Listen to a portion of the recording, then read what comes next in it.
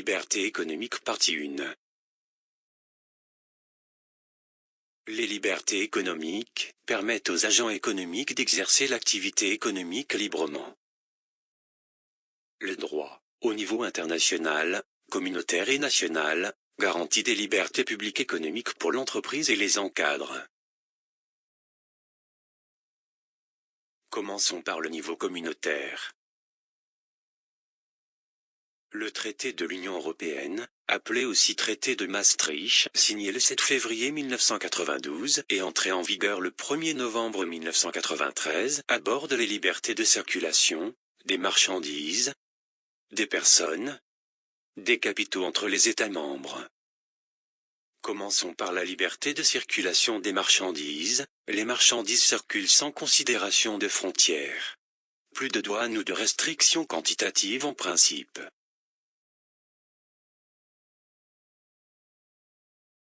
Passons à la liberté de circulation des personnes. C'est la reconnaissance pour tout citoyen de l'Union européenne du droit de circuler et de séjourner librement sur le territoire des États membres.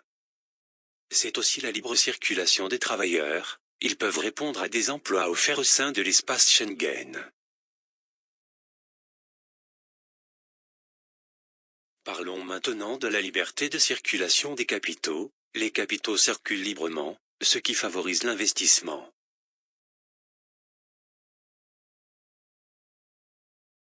Voyons enfin la liberté de circulation des services.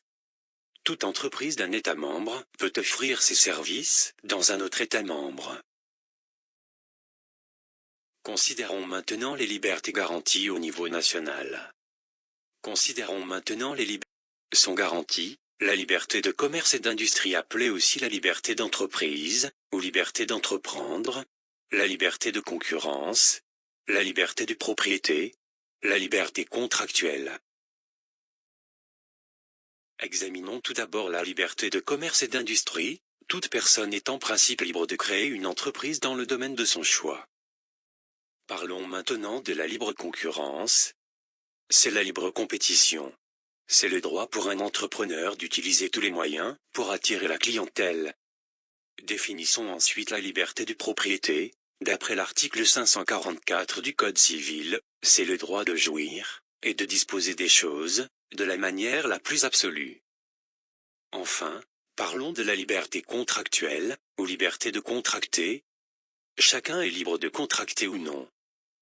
C'est le droit de choisir son co-contractant, et d'aménager librement le contenu des conventions.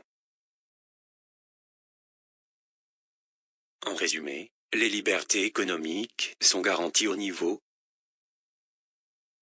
international. Communautaire. L'Union européenne garantit la liberté de circulation des biens, la liberté de circulation des personnes, la liberté de circulation des capitaux, et la liberté de circulation des services. National, le droit français garantit la liberté d'entreprendre, la liberté de contracter, la libre concurrence, et le droit de propriété.